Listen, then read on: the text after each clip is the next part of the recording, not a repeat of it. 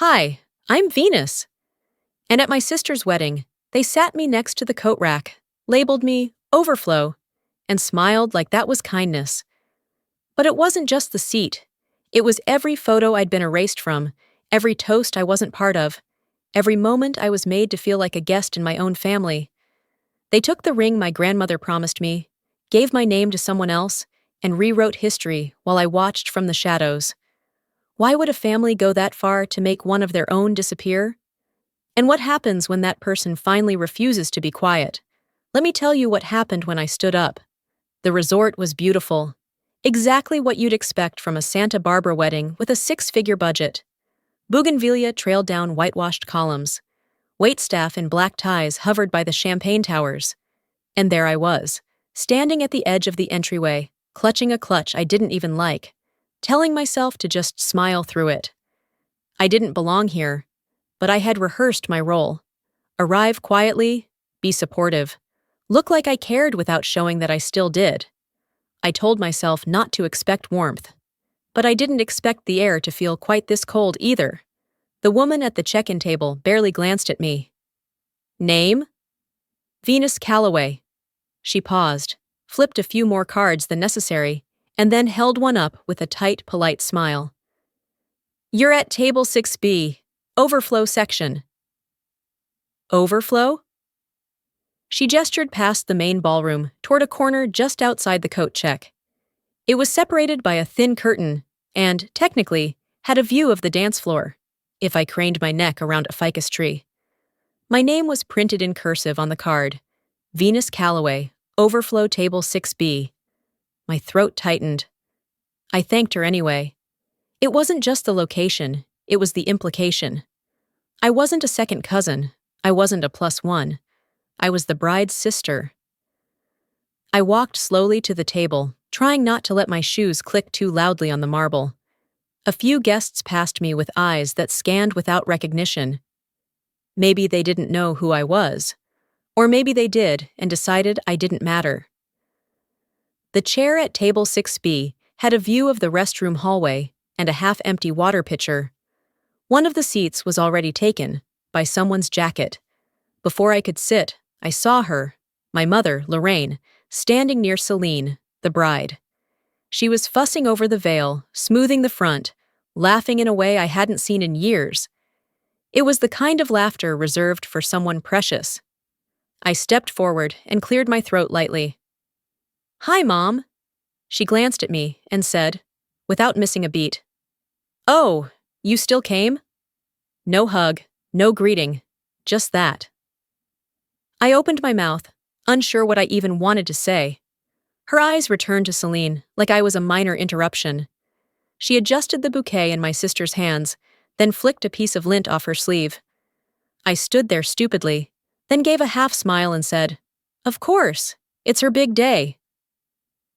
You look nice, my mother said finally, eyes barely meeting mine. Then she turned back to the photographer with a wave of her hand.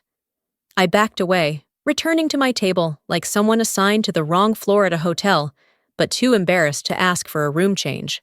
A couple nearby guests, strangers to me, whispered under their breath. One of them leaned in. Is she a cousin? No. Oh. She's the sister, I think. They didn't whisper softly enough. I took out my phone, pretending to check a message that didn't exist. The screen's reflection showed me what everyone else saw. A woman trying not to let her cheeks color in public. I wasn't trying to steal attention. I wasn't trying to cause drama. I just wanted to be acknowledged, to sit with my family, to feel, for once, like I wasn't something to be managed. The curtain behind me shifted slightly as someone moved past.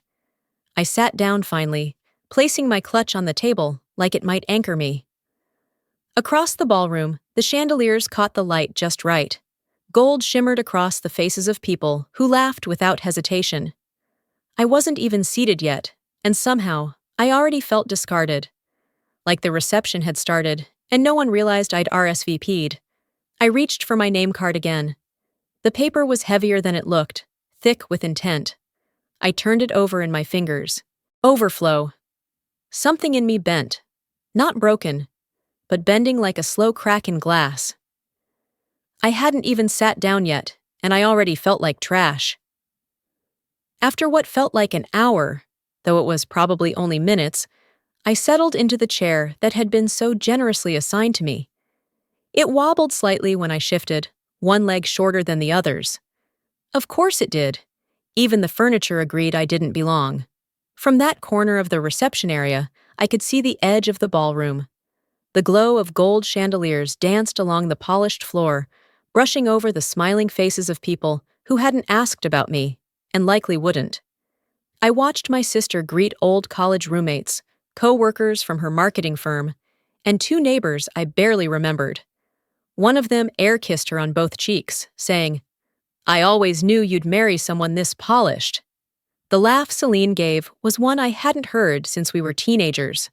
Sharp, practiced, and intended to carry. I used to think it was charming. Now I knew it was just efficient. I glanced up as one of the wedding staff wheeled in a screen and small projector stand. A tech assistant crouched near the wires. Nearby, two kids argued about who had the better baby picture. I recognized their parents. Some distant family branch from Michigan, maybe? Soon after, the lights dimmed slightly and soft acoustic music started to play. The screen flickered to life. The first photo was of Celine as a toddler, sitting on a picnic blanket beside our grandmother. The second, her 5th birthday party at Chuck E. Cheese. Then came Christmas mornings, ballet recitals, beach trips. The timeline moved smoothly from elementary to middle to high school. Her braces, her prom dress, her college graduation, her engagement shoot. Not once did I appear. I didn't just mean missing from solo shots. I mean erased. Whole scenes I remembered clearly, where I had been present, had been cropped or chosen around. The family reunion in Utah? I was in the back row of that photo, right behind Celine and Dad. Gone. Our shared spring break trip to Palm Springs? I remembered taking the photo of her at sunset. Apparently, not worth including. I felt my face begin to burn. The couple next to me shifted awkwardly. The man leaned closer to his partner and whispered, "Isn't she the sister?" His tone wasn't cruel, just confused. The woman responded, "I didn't see her in any of those pictures." I stared straight ahead. I couldn't let them see my hands trembling. I crossed my legs, uncrossed them again, took a slow sip of water. They hadn't forgotten me. No, this was much more deliberate. I heard the voiceover near the end. And now, Celine and Garrett begin a new chapter surrounded by those who've always been there for them. It landed like a slap. Always been there? I stood up. Not abruptly, just enough to reposition myself by the back wall, closer to the refreshment table. I didn't trust myself to stay seated. The slideshow ended, and light conversation resumed, as if no one had just been erased from their family history in front of 70 people. And then came the second punch. One of the event planners brought out a velvet box for the bride to open during a toast. Celine stood at the center of the ballroom, radiating. My mother walked up beside her, arm wrapped around her waist, eyes gleaming like she'd raised royalty. Celine opened the box. Inside was a thin gold bracelet with a single pearl at the center. I knew it instantly. It had belonged to our grandmother. When she passed, she'd told me, that it would be mine. "You're the one who sat with me on the porch when I was sick," she'd whispered. I had mailed it last month. Quietly. No card. Just the piece, cleaned, polished, placed in a soft pouch, and wrapped with ribbon. Celine held it up to the crowd. "Mom gave me this. Grandma's favorite piece. She always said I reminded her of strength and grace." Lorraine nodded, as if the whole world had just been set right. I didn't say a word. I reached for a glass of champagne, lifted it to my lips, and realized my hand was shaking too much to drink. I lowered it again and smiled. Faint, polite, unbothered. Inside, I felt the cold settle into my spine. They could steal the seat. They could crop the photo. They could rewrite the memory. But they wouldn't get my reaction. That would remain mine. Someone approached and asked if I was okay. I turned, smiled, and said, Lovely toast, wasn't it? The woman nodded, looking unsure. I needed air. I excused myself, not to the restroom, but straight out the side door of the ballroom. The ocean breeze slapped my face, salty and real. The sun had started to dip. Along the edge of the resort, waves crashed against the cliff in slow, dependable rhythms. I didn't text anyone. I didn't open Instagram. I didn't take a photo. I stood there for a long time, listening to my own breath. My name, my gift, my memories, all taken. So this is the part where I start forgetting them too. The breeze outside had cooled me, but it hadn't cleared my head. I walked back into the venue through the side door, the salt still clinging faintly to my skin. The scent of the sea replaced by the heavy floral perfume worn by the women crowding the foyer. The space was louder now, filled with laughter and high heels clicking against polished stone. I kept my eyes low, weaving past aunts I hadn't seen in a decade and friends of Celine's who barely glanced in my direction. At a glance, I was another guest. Not a sister, not a daughter, not even someone to greet. Just another shadow among the chandelier light. As I approached the reception desk again, my cousin Charlotte waved at me with the kind of nervous energy only teenagers carry. "Hey, I grabbed an extra program for you," she said, "but I think they spelled your name wrong." I took it from her. The front cover was glossy, with Garrett and Celine's engagement photo splashed across the top. Below it, in gold lettering, was the guest list. There I was, Vina Callahan. Not Venus, not Calloway. It wasn't just a typo. It was lazy, offhanded, dismissive. I looked around until I spotted my mother chatting with someone near the dessert table.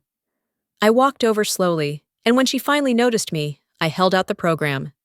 "I think the planner made a mistake," I said calmly. "They listed me as Vina Callahan." She barely blinked. "I sent them a spreadsheet. Maybe the planner didn't double-check. It's a small thing. Does it matter?" It was the way she said it. Flat, effortless, like she was brushing lint from her sweater. I opened my mouth, then shut it again.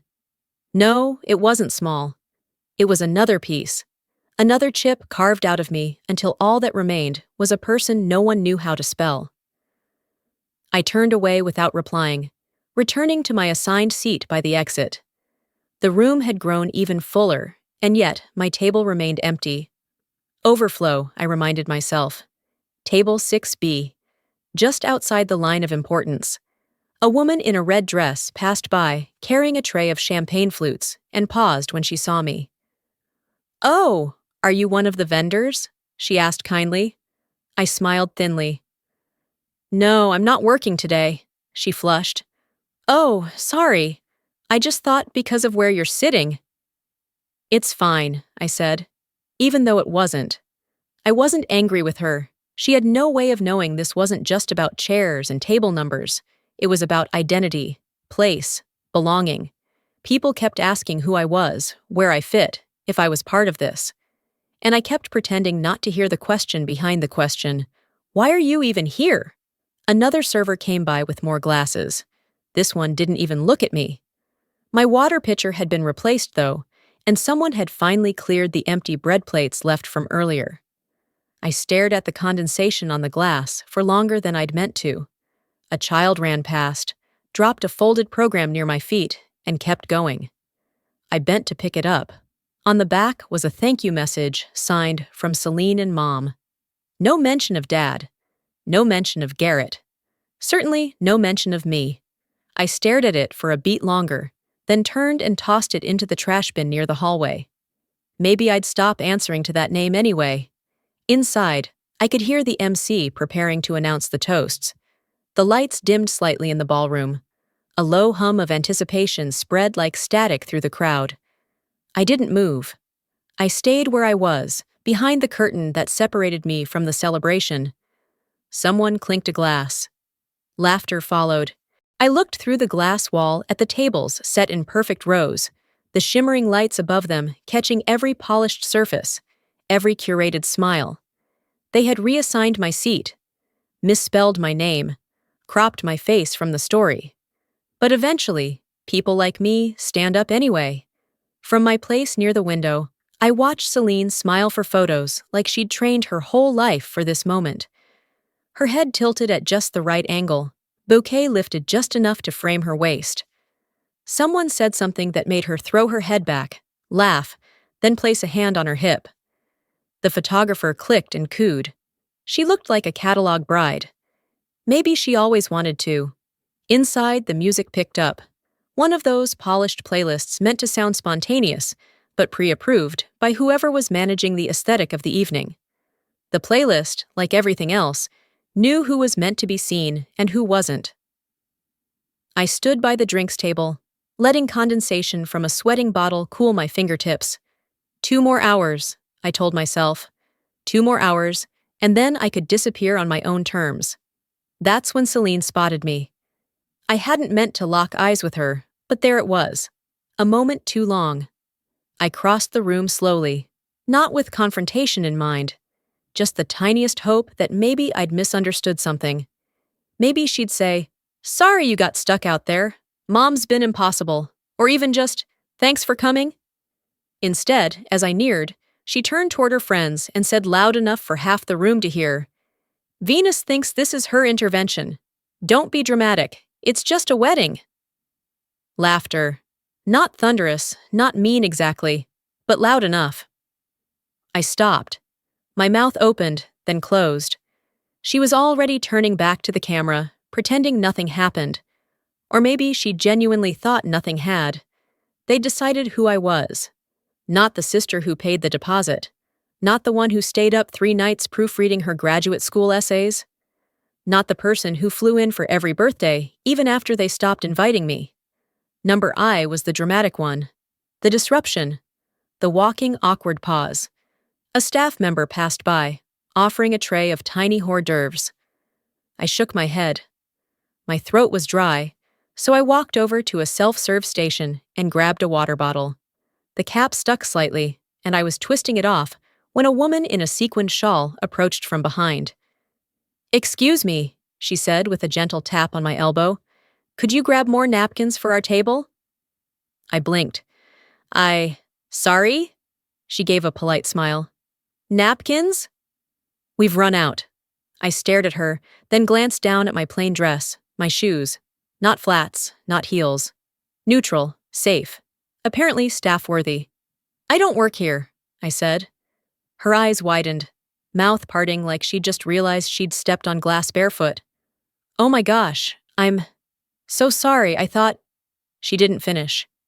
Just turned and walked away quickly, avoiding eye contact. The moment was over in seconds, but it stuck. I wasn't just ignored here. I was replaceable, mistakable. I took my bottle and returned to my table. The chair squeaked when I sat, protesting as if it, too, resented my presence. My phone buzzed once, just a news notification I had no interest in. I unlocked it anyway, not to scroll, but to read something that felt real. I opened a message my therapist had sent me months ago, one I'd saved without replying. "You're allowed to walk away from what erases you."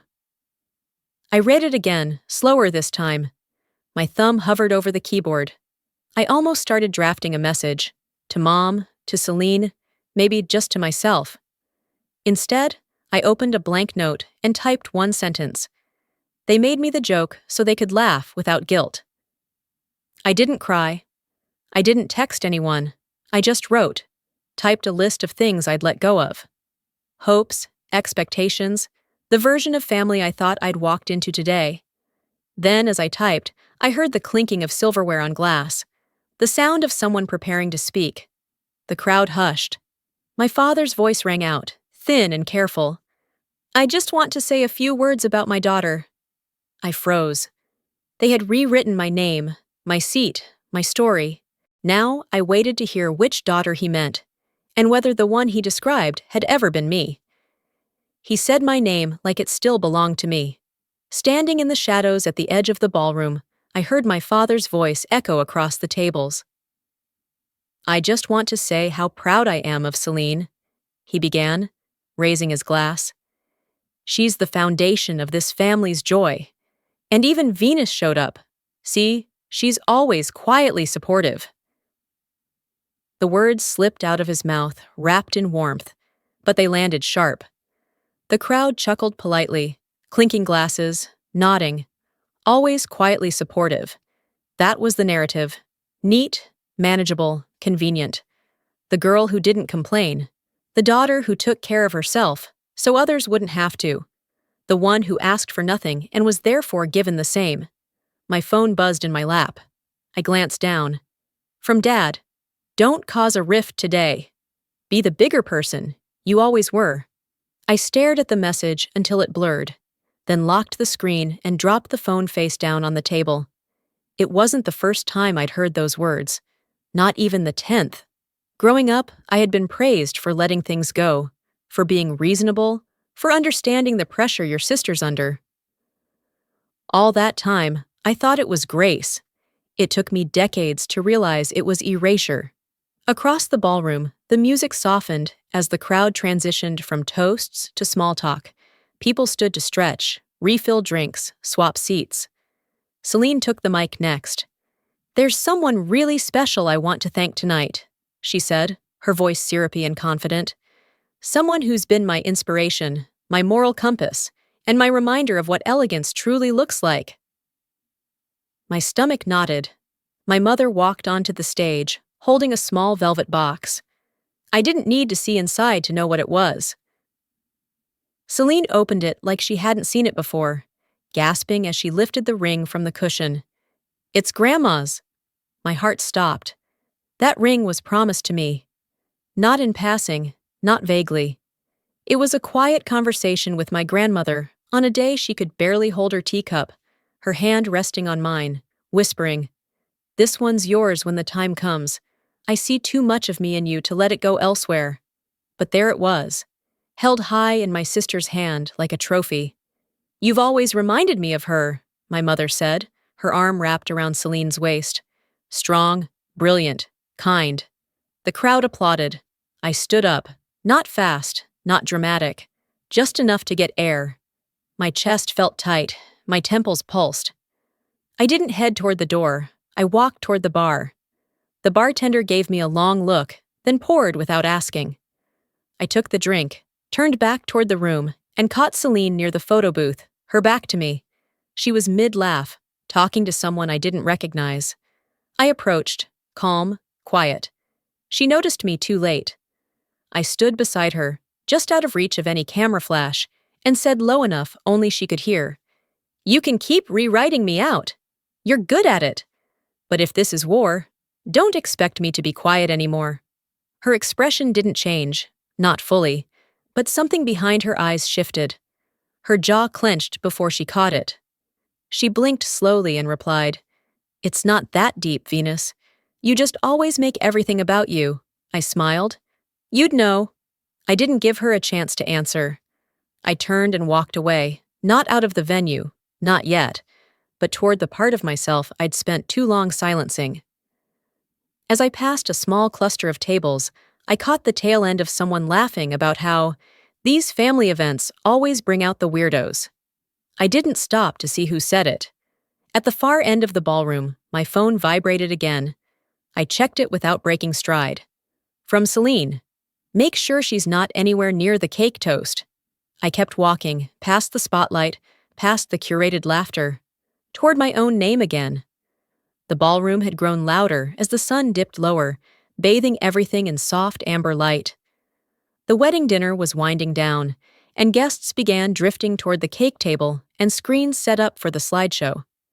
I stood in the hallway just outside the main entrance, holding a half-empty glass of white wine that had long since gone warm.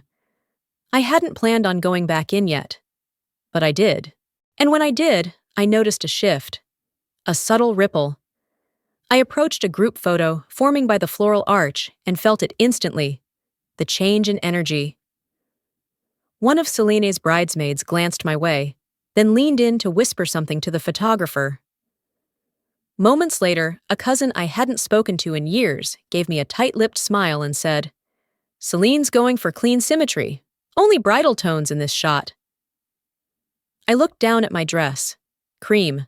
Not white, not even close, but I got the message. Got it, I said, and stepped back without argument. I walked off before I could hear the next excuse. Funny, I thought as I passed the open bar, how everything's carefully curated, except how they treat people. A videographer near the photo booth adjusted his camera. I wandered toward the backdrop, curious, needing a distraction, and as I stepped into the light, he hesitated. He shifted uncomfortably, lowering the camera slightly. I was told to keep the bridal party tight, he said, avoiding eye contact. By who? He didn't answer. Didn't have to. I felt my phone vibrate. I pulled it from my purse and opened the thread with Selene. There it was. A message from 2 days ago. I hadn't opened it before. Please don't wear white. Don't stand in the center. It's not your day. My presence here hadn't just been tolerated. It had been micromanaged. I walked away slowly, stopping near the welcome table by the main entrance. The name board was still there, a large printed sign with glossy calligraphy. Welcome to the wedding of Celine Holloway and Garrett Voss. Below that, it read, Hosted with love by Celine and Lorraine Holloway. I stared at it. Then I walked to the reception desk where a young coordinator was reorganizing gift bags. Excuse me, I said, soft but firm. Could you check who signed the original deposit for the event? The name on the booking?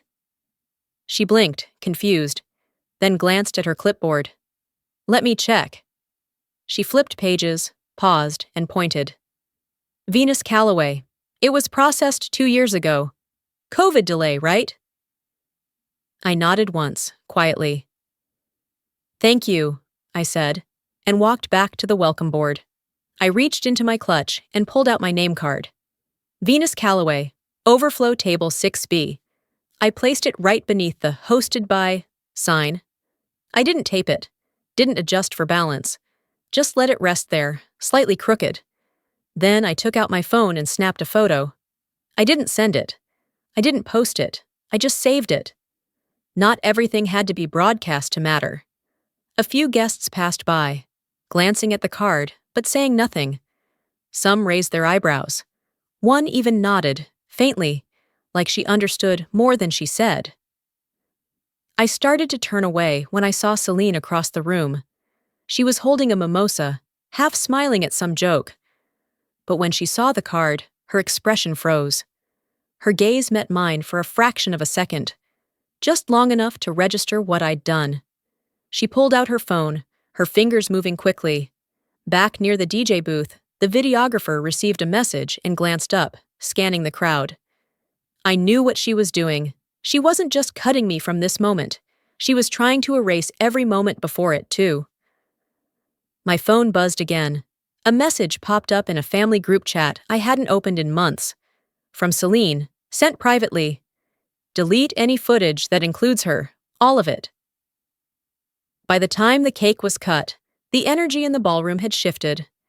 It wasn't joy anymore. It was orchestration. Everything from the lighting to the angle of the servers had a precision to it, like someone backstage was pulling strings. I stood at the edge of the crowd, tucked just behind a column near the last row of tables, holding a glass of flat champagne. From this distance, I could see Celine whisper to the DJ, hand him a flash drive, and flash that tight-lipped smile she reserved for moments she believed she was winning. The music dipped. The lights dimmed. The screen lowered. A hush fell over the room as the montage began. An edited reel of Celine and Garrett, a love story. It opened with baby pictures of each of them, intercut with home videos and photos spanning from their childhoods to engagement. Everyone cooed and chuckled, murmuring nostalgic phrases. Look how little she was. That beach shot is everything. Oh my God, that's Celine in 3rd grade. I watched in silence. Not because I was surprised, but because I needed to see how far they would go. Thanksgiving dinner 2004. I'd carved the turkey. Celine had spilled wine on the tablecloth. The clip played, but I wasn't in it. Spring break in Malibu. The camera had been mine. I had stood behind the lens while Celine ran down the sand. That footage showed up, cropped just wide enough to remove my shadow in the corner. College graduation. The party had been thrown in my apartment because she couldn't afford a venue. The scene made it in, but only her in cap and gown. No sign of the walls I'd decorated, no shot of me placing cupcakes on the table. Marla, the videographer, stood off to the side. Her arms were folded, her expression tense. Our eyes met briefly, and she looked away. That's when I knew. This wasn't oversight. It was curation, an edit, a deliberate cut. The kind that doesn't just remove someone from a scene, it removes them from memory. My phone buzzed. I looked down. A message from Inez, a name I hadn't seen in years. She told the editor to delete anything with you in it, said she was cleansing the image. Attached was a screenshot, Celine's exact words, forwarded to Marla. If Venus shows up in anything, cut it. This is my day, not a family reunion. I stared at it for a long moment. And then I moved. I walked out of the ballroom, not hurried, not dramatic, just direct. The hallway was empty, save for a hotel staff member fixing a cart nearby. I stood under the warm light of a side sconce and opened the family group chat, the one that buzzed constantly with baby updates, birthday reminders, and those forced "Happy Holidays from the Holloways and South" messages. I uploaded the screenshot. No caption at first. Then I typed, "I won't be in your history, but I'll leave a footnote in your memory." Send. Seconds later, I heard it. Buzzes. Dozens of phones lighting up around the ballroom. Some guests looked down and froze. Others whispered to each other, eyes darting. A distant uncle raised his eyebrows. Lorraine, seated beside Garrett's parents, tapped her phone and turned ghost pale. Garrett, already shifting in his seat, leaned toward Celine. She didn't look up. I didn't wait. I turned on my heel and walked toward the reception desk. The woman behind it was filing away seating assignments. She looked up as I approached. "I need to reserve a private conference room," I said calmly. "Of course," she replied, standing a little straighter. "Under what name?" "Venus Calloway." This time, I made sure she spelled it right. The walls of the conference room were beige, bland, and utterly perfect. No flowers, no candlelight, no curated centerpieces, just 4 neutral walls and a long wooden table. I'd asked the manager to dim the lights slightly and to not let anyone else in once the door closed. I sat at the head of the table, elbows resting lightly on the armrests, watching each of them walk in. Lorraine first, then Celine, Garrett trailing behind, and finally, Reuben. None of them spoke. Not at first. The silence sat between us like another person in the room. I didn't stand. Instead, I reached into my clutch, pulled out the crumpled name card that had followed me since the start of this circus, and laid it in the center of the table. "This," I said, voice steady, "was made last minute. No one thought I'd show, so someone told the planner to put me wherever there was space." "Overflow!" Celine crossed her arms, clearly impatient. Lorraine stayed quiet, face unreadable. Garrett glanced between them. Reuben exhaled. "I'm not here for drama," I continued. "I just want you to see the pattern you've worked so hard to pretend doesn't exist." They said nothing, so I kept going. "Jamie told me something earlier," I said, turning toward Lorraine. "He said, 'Mom said we don't have to hug you if we don't want to.'" Celine's jaw tightened. Lorraine shifted in her chair, but didn't deny it. "I'm not mad at him," I added. "He's a kid. He's just repeating what he hears." "But let me ask you something, Lorraine.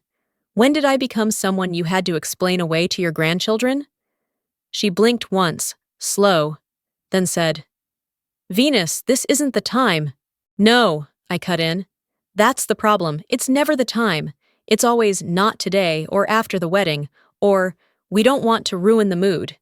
But what you really mean is, you never intended to acknowledge me at all." Garrett cleared his throat. "I didn't know it was this bad," he muttered, more to himself than anyone else. Celine rolled her eyes. "She's just upset because it's not about her, as usual." Reuben finally spoke. "This day wasn't supposed to be about all this." I looked at him. Exactly. That's how it's always worked. It's never about this. That's how you all kept it this way for decades. The quiet after that was dense, like fog in the chest. I stood. I'm not waiting for an apology. I don't need a performance. I just needed to say it, out loud, in a room where you couldn't walk away. Celine looked down at her phone, her expression unreadable. Lorraine tapped her fingers against her purse. Garrett stayed frozen, unsure which direction to lean. Reuben started to open his mouth again, but I raised a hand, not harsh, just final. You don't owe me closure, but I don't owe you silence anymore either. I stepped back from the table. My heels clicked gently against the tile floor as I moved toward the door. Behind me, Celine's voice broke the air like a glass dropped on concrete. You always wanted to ruin this for me, she snapped. I didn't turn around. Outside, the hallway was quieter than I remembered. I passed a pair of staff setting up coffee trays, turned left toward the exit, and as I moved past the ballroom once more, the music swelled. Laughter spilled out. Everything was untouched, lit, loud, perfect from the outside. But not mine. I left before the ballroom emptied. There was no final announcement, no hugs goodbye, no parting glances. Just the sound of silverware clinking on dessert plates and the faint static of background jazz as I passed the front lobby and stepped out into the cool morning air. The resort looked different in daylight, less enchanted, more honest. A few guests wandered the courtyard in bathrobes, carrying coffee cups and smiling at one another like they hadn't been complicit in something cruel the night before. That part stung, but not in the way it used to. This time, I let it pass through me without holding on. The wedding had gone on without me. The same way the family always had. I pulled my rental car out of the lot and headed toward the highway. I didn't bother with music. The silence suited me. The window was cracked just enough for the salty breeze to thread through my hair, and the further I got from the venue, the easier it became to breathe. No one texted, no one called. Not Celine, not Lorraine, not even Garrett, who at least had the decency to look uncomfortable during the confrontation. And strangely, I didn't want any of them to. I wasn't waiting for a "we didn't mean to" or an "it got out of hand." I wasn't looking for anything anymore. They hadn't said goodbye, and I didn't need them to. Back at my hotel, I moved slowly, methodically almost. I folded the cream dress and placed it in my suitcase with the same care one gives to something they never want to wear again. I slid the crumpled name card back into my wallet, behind my driver's license. I didn't throw it away. I wasn't ready to forget just yet. Tucked behind that, folded once and barely legible now, was the small card my grandmother had written me years ago. You are joy. Don't let them dim your light. I ran my thumb over the ink as if it might still be wet. She'd written that after Celine had been given an award I'd helped her earn, and no one thought to mention my name. Even then, my grandmother had seen it. Seen me, when no one else would. I packed the rest quickly. Just before I zipped up my bag, I paused. And then I made a call. Not to my family, not to anyone from the wedding. I dialed Lauren, an old friend in Boston. The kind of friend who'd check in every few months just to say, I was thinking about you, and mean it. She picked up on the second ring. Hey, she said, voice soft with sleep. You okay? I am now, I replied. Hey, remember that trip to Maine we always talked about? The one we never took because you always had to go to some family thing? Yeah, that one. She laughed. You serious? I just booked the train. Leave your weekend open. Sometimes family doesn't share blood. Sometimes it shares silence and still stays. I checked out of the hotel before noon. The manager didn't ask why I was leaving early, but he did wish me safe travels with a sincerity I hadn't heard in days. That was enough. The road curled along the coast, and just before the freeway entrance, I saw another wedding party gathering by the rocks. Different colors, different faces, same rituals. One little girl, dressed in pale blue, twirled near the edge of the frame. She caught my eye and waved. I waved back. It was nothing, but it felt like something. I didn't walk away from that weekend to break something. I walked away to finally start building. I used to think walking away meant giving up. Now I know it can also mean choosing yourself. When you're constantly made to feel invisible, sometimes the bravest thing you can do is stop waiting to be invited in and start opening your own door. This isn't just about weddings or families. It's about dignity. About knowing when silence stops being strength and starts becoming permission. If you've ever been the one pushed to the edge of the photo, the edge of the table, or the edge of someone else's story, I hope you know that you still matter. You don't have to shrink to fit. You're allowed to be the whole frame. What about you? Have you ever had to choose peace over family? What did you leave behind? And what did you gain? Share your story in the comments. I'd love to hear how you reclaimed your space. If this story touched something in you, drop a 1 in the comments or tell me where you're watching from. And if you didn't connect with it, tell me why. Let's talk about it. Don't forget to subscribe if you want more stories like this. Raw, real, and from the heart.